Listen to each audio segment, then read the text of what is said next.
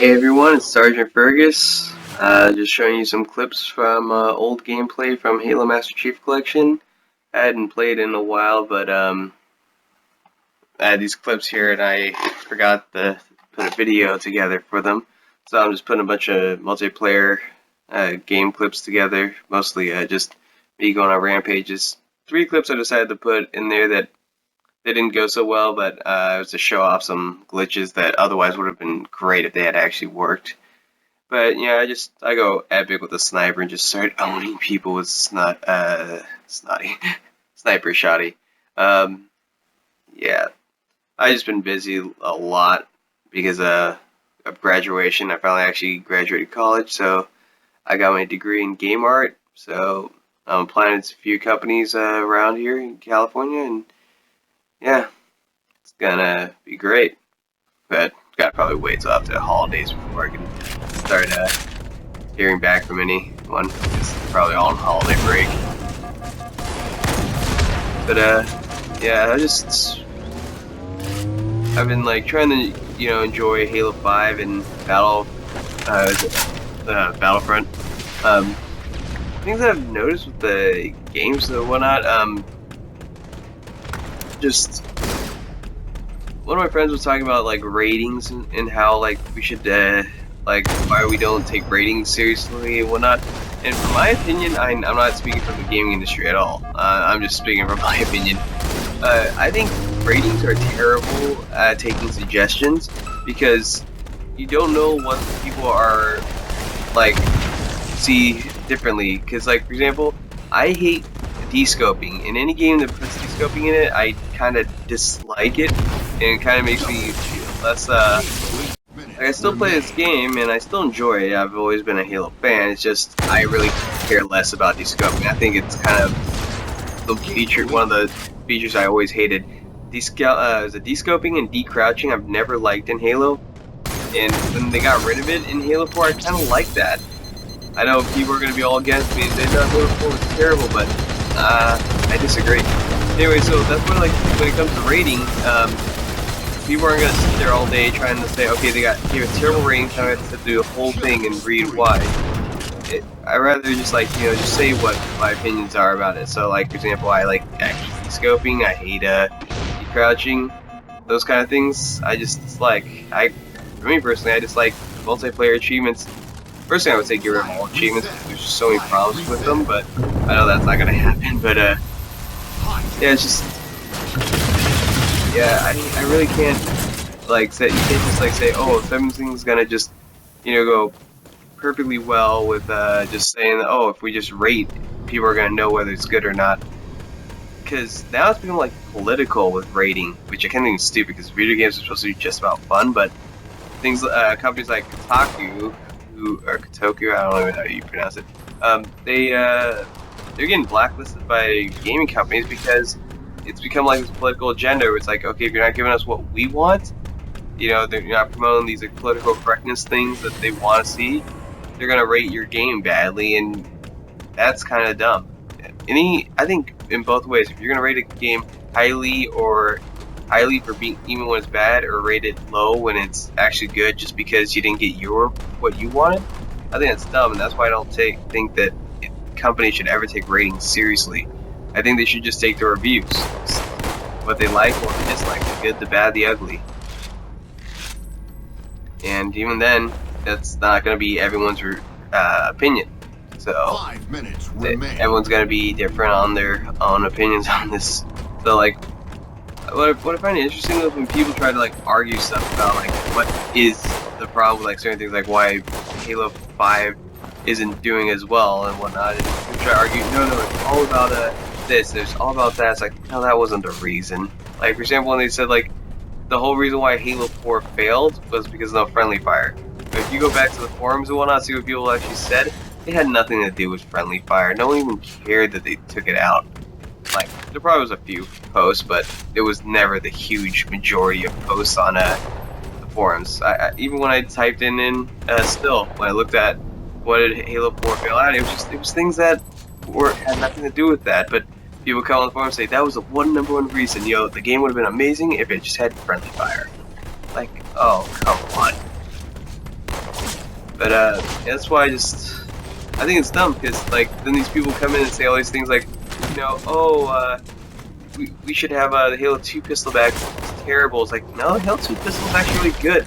Like I go crazy with this gun in here, and I know it's the anniversary, but it's the ridicule that helps. I mean, when your ridicule doesn't move and whatnot, and it looks like a bad one with your little aim that you have, you can't see where your shots are landing. You can't get it accurate. If you look at the old Halo 1 pistol ridicule, you couldn't even get this kind of accuracy on the very point where it meets at. So you kind of had to just assume is this close to the head or whatnot. You kind of just had to assume. So when people try to say like, oh, the weapons were bad or whatnot, and all stuff, and that all these modes suck, they don't know what they're talking about. Like when everyone's like talking about why isn't Flood in Halo 5, they're trying to say, oh, Halo 5 Flood was a terrible game mode. No one ever loved it. It was too overpowered. And it's like, really? Infected. Anyone that dislikes those games, like, dude, no one's making you play them. Like, no one's making me play Capture the Flag. So, I'm not having to play it. I always find that annoying, though, when games make you do that. It's like one of the achievements or one of the attachments or something like that, you have to play multiplayer. I don't know, just any of those things that kind of force you to play it a certain way or make you have to grind and all that stuff. I don't know, I just find those are just dumb. I mean, that was the thing that I liked about some of the games. Like, Halo 3, yeah, did make you play some achievement game modes, but luckily they were really easy to boost or get them done with real quickly. So they didn't really matter. It's just achievements challenges, any unlocks and whatnot, they kind of kill it because people start grinding for them, and then when they finally get it all done, like, wow, I got everything done. Now I don't know what to do. Rather than what it used to be like back in the days of Halo 2, where it's like, hey, you want to play another round of Tower of Power? And for those who have never played Tower of Power in Halo 2, those matches were long. And I mean long. Like 5 minutes 500 kills per team, having like 4 teams, all using shotguns. That was insane. And you never unlocked a thing.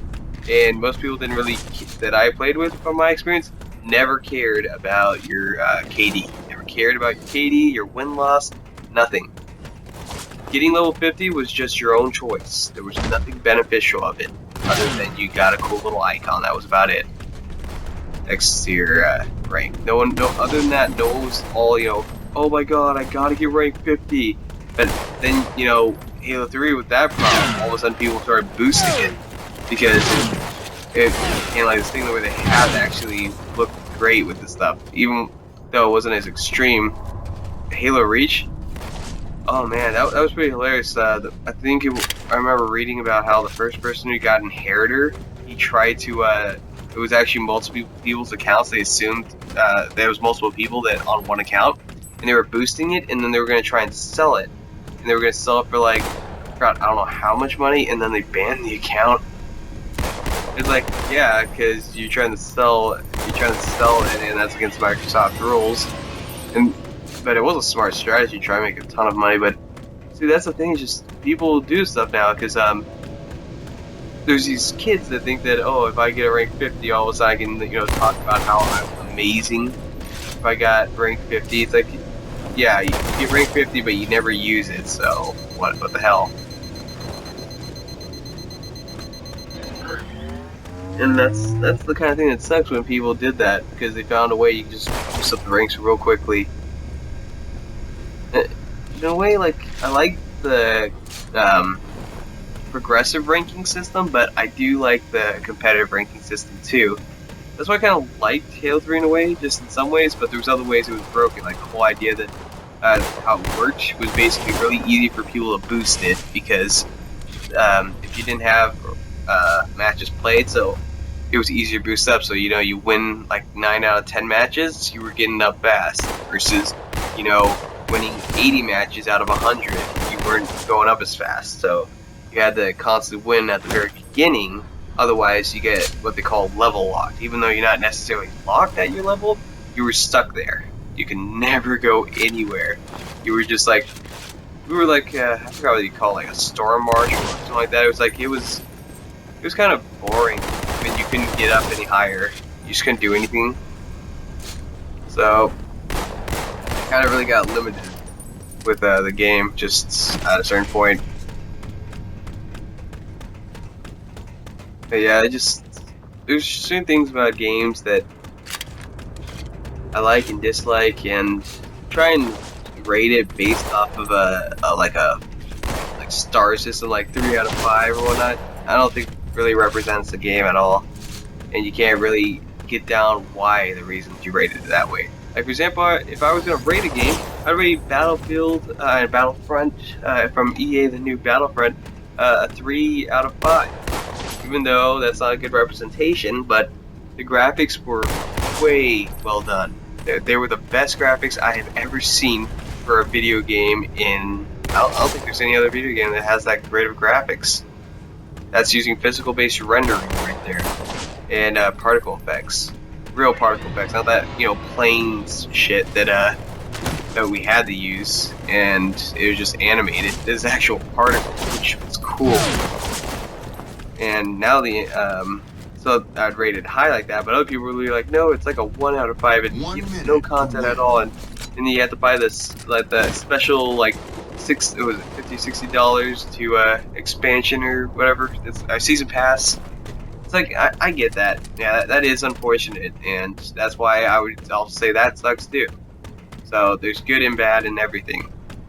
There's the great part that you get all that experience, but then there's that you get all that like experience and whatnot playing a game that you played for a long time, and you just really enjoy, like original Battlefront, and you rate it really high even when the graphics suck. Even when the graphics suck, you would like, if you were comparing it to today, it was amazing. It was the best game I've ever played. That's why I was so excited. Not the best game, but one of the best games I ever played, and I loved it so much. That's why when they were coming with the next one, I was so excited. I waited years for it. And yeah, again, I am kind of disappointed.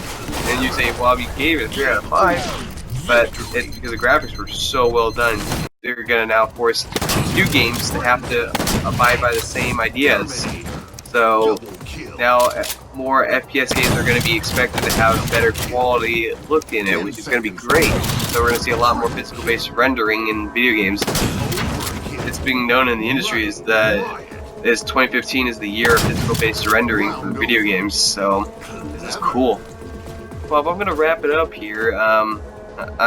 I got nothing left to say really, but anyways, these last couple clips are going to be showing off some of the things that broke. Like this one right here, I got a really cool double kill on a mongoose, and unfortunately it shows on my capture, but not when I actually tried to put this video together. I get this weird error thing that happens, and I don't know what to do. I think it's because of the fact that it was just sitting there for so long. Yeah, sorry if that loud noise bothered you. Yeah, unfortunately there's nothing I can do about it, so that was something that broke. And then this one really sucked. We were kicking their ass. You see the score? 2-0. We were owning them hard. And then just magically, all of a sudden, we all get lagged out of the game. And the guy told me, he goes, yeah, everyone got lagged out of the game except for one person, and the rest, and we lost that, supposedly. And I'm like, that's so stupid. All of a sudden, all of us on the team just got lagged out except for one person.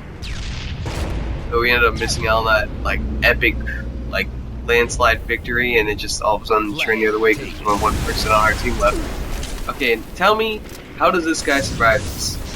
Like, tell me, how in the world does he survive this? I end up, my shields are all the way up, and this thing's fully charged and blast into him. They should have killed him.